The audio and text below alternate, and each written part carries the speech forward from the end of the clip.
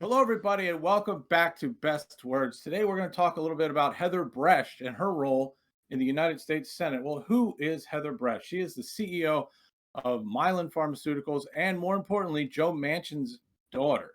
Okay, so what does she have to do with the Senate? I thought, family was off limits. Well, let's take a look at her role in price gouging the EpiPen and how it relates to the greater policy pictures and what we're up against here as progressives and our so-called Senate majority.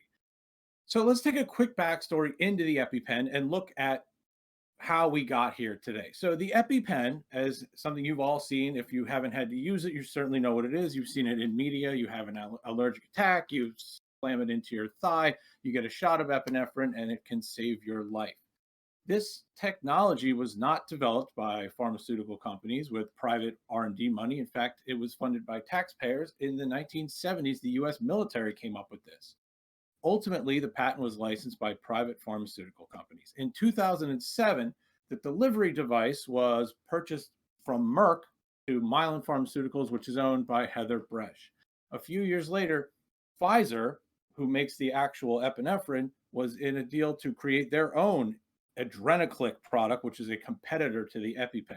Instead, Pfizer and Mylan got together and decided they're going to corner the market and jack up prices. The price of an EpiPen went from about $100 per pen to over $600 today. In this time period, absolutely nothing technologically has changed. There's no reason for this product to be getting more expensive.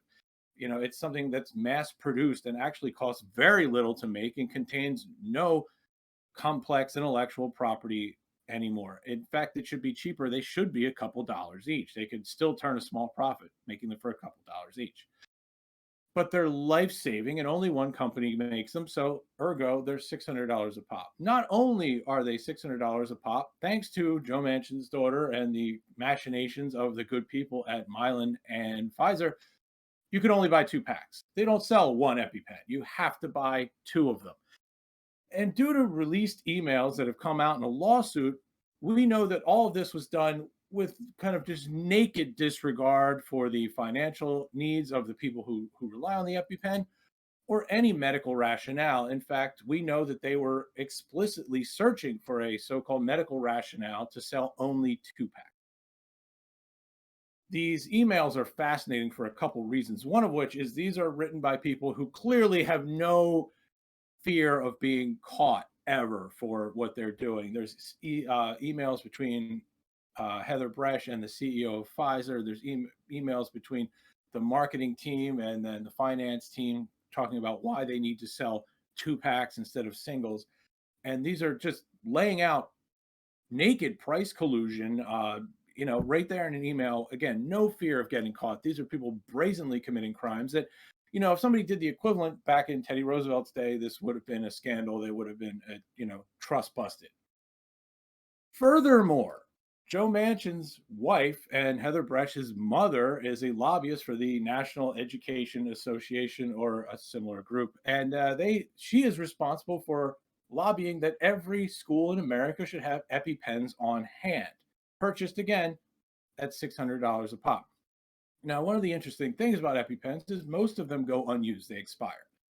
If you need one, that's great; it's there and it saves your life. But the vast majority of the time, people are forced to purchase something they will probably never use at an exorbitant price.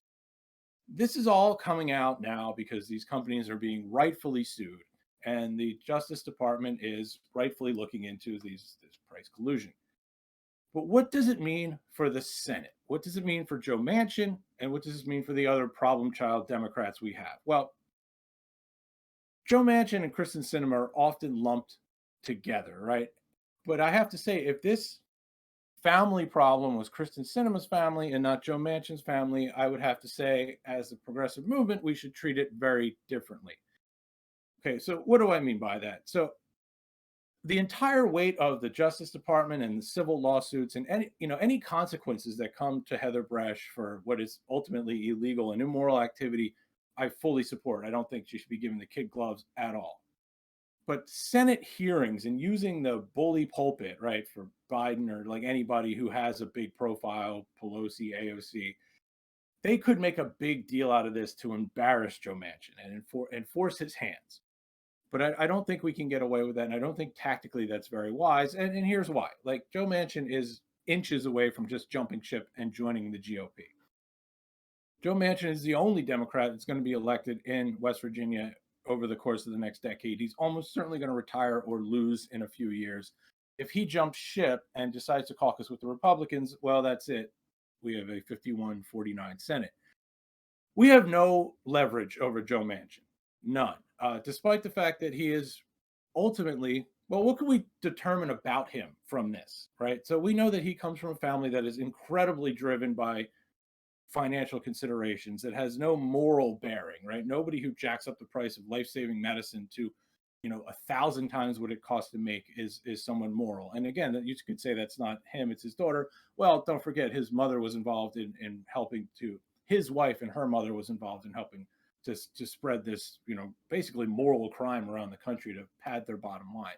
We also have internal documents from Exxon saying that they love Joe Manchin's office. So this is a guy who is very willing to overlook the well-being of the people of the United States and certainly the people of West Virginia for the bottom line and his corporate donors. Joe Manchin does not have a moral anchor. Joe Manchin is not a Democrat because he cares about people. Joe Manchin is a Democrat because historically Democrats ran West Virginia, and he already had a national profile when Democrats began to switch parties.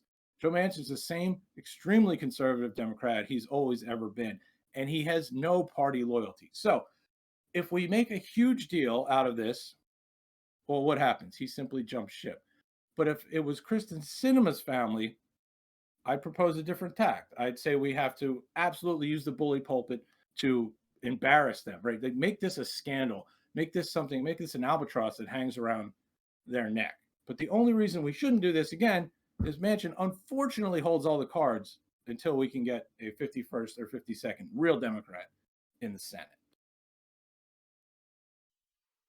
Yeah, I think Kristen Sinema and Joe Manchin are a little different, like you're saying. Um, Joe Manchin, if we're gonna do anything to him, I guess it should be promise him things like pork spending in his state would maybe be one of the only things that would bring him over to our side because in case he does run again, that would probably get him reelected, if depending on what it is. But like in the infrastructure bill that they're doing right now.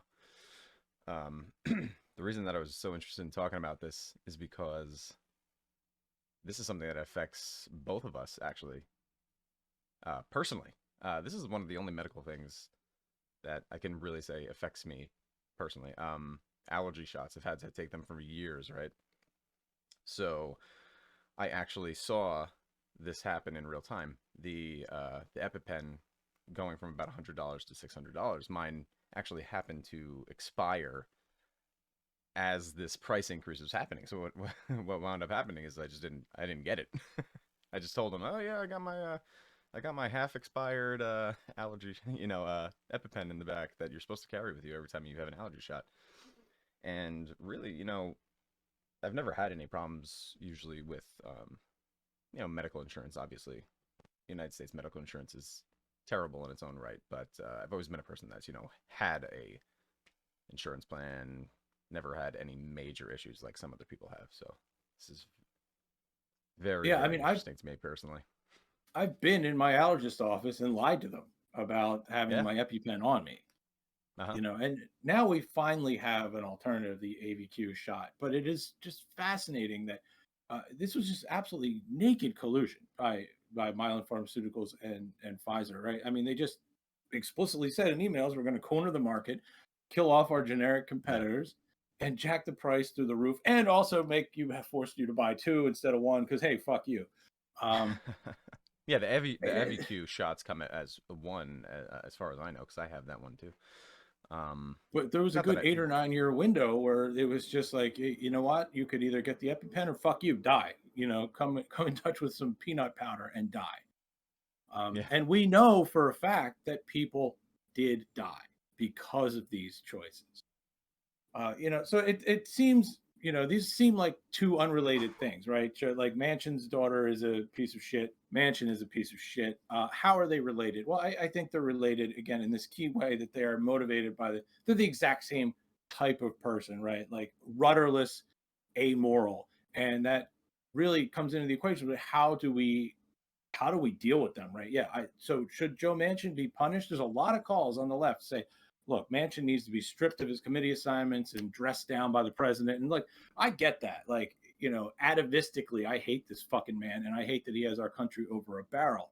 But tactically speaking, it's a mistake. Who is Joe Manchin? Joe Manchin has always been in the tank for big business. And now, like, would he prefer to be a Democrat than a Republican? I think he would. And I think if he was just another Republican, whatever, he's just Rand Paul. He's just some jackass from Appalachia. Now he's God, right? He's the most powerful man in the world right now. So he's not going to jump ship for no reason. But if we push him, he may just jump ship. Whereas Kristen I think Sinema's this is a more of a carrot right now. You got to give yeah, some and you carrots. said we should he should be bribed. Absolutely. Look, pork spending is a reality. The Republicans tried to make it into this evil thing, but in reality, the federal government, you know, I mean, earmarking money for local projects is yeah, is fine, and it's pork spending it happens in every bill that we can even imagine. it's also necessary. Like, you can't run a country without pork spending. Can pork spending be problematic and wasteful? Yeah, it can. But the idea that like local earmarks are inherently problematic is actually a really problematic way of thinking about government. Right there, it's actually fine. So I don't give a shit if Wheeling, West Virginia, or Charleston, West Virginia. I don't give a shit if they have to make them look like Singapore in 5 years. Like, I don't care how much federal money you got to pour into West Virginia to get this guy to play ball, but you have to get him to play ball. We have an agenda that needs to be passed, and I don't care what it takes to get Joe Manchin on board. I Yeah. really don't. You could bribe him all day long. Don't call it that. Don't give him a suitcase full of cash, but put up any and everything in West Virginia and slap that asshole's name on it, because that's what we need.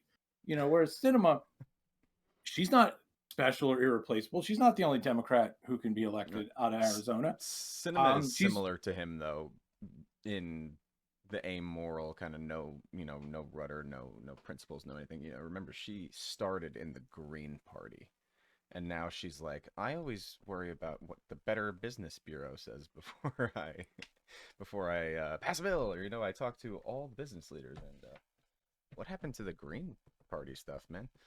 Uh, Now Kristen Sinema, I think you should scare her and force her. That's the stick. You use that on her. I don't think she's quite done enough yet, so she could just leave Washington and go get a nice sick consulting job or something like that. She still needs quite a few more corporate bribes to, I think, be safe in that way. So I think she wants to stay in Washington and keep going for at least a few more years, a couple more terms. So I think that forcing her to do the right thing would be a better plan for her specifically versus Joe Manchin. her jumping ship's really not the same dynamic, right? She's not widely loved or respected by the Republicans in her state. She's hated by Yeah. both sides. Arizona is It's yes, also purple now. So it's a different kind of thing going on over there. It's not like West Virginia where you pretty much have no chance. yeah. Although, look, West Virginia was deep blue in our adult lives, like not that long ago. So I'm Yeah, I hesitant mean to these say things that. can change, sure. But progressive Yeah, Richard Ojeda lost his he ran for the House, I believe, a couple of years ago, right? He yeah, got defeated. So I mean, I'm not saying it can't happen, but yeah. So look, immoral actors in the U.S. Senate. How do we deal with them? Well, it's an interesting dilemma. It's an unfortunate dilemma that we all remember. We won Georgia that night. We were all. I mean, I'm sure most of you were celebrating. I was celebrating. That was a huge deal, a giant relief. And then here we are, where we kind of have the Senate, but not really, and nothing important is actually getting done. How do we deal with the people that are preventing us from getting these things done? Well, you got to take a deep look under the hood at who they are. And Manchin is an amoral, immoral piece of shit who needs to be bribed in any, in every way, but with a box full of cash.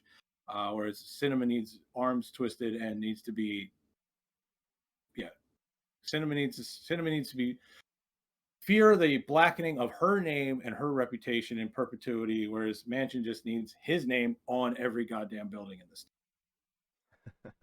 yeah, I think there's one more important thing to just worry about. It's just this is just such a great example of how white collar crime is not treated seriously at all. They're at all, you know.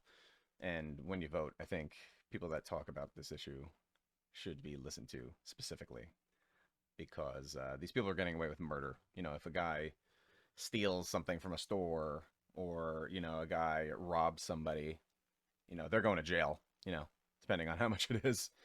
These guys are robbing people's lives. They're robbing untold amounts of money by colluding with each other and setting prices, and they should pay a price for it, and they're probably not going to. So that's sad. They're ruining people financially as if they robbed them, and in some cases, people are dying. And what they did is no different than holding a gun to their head.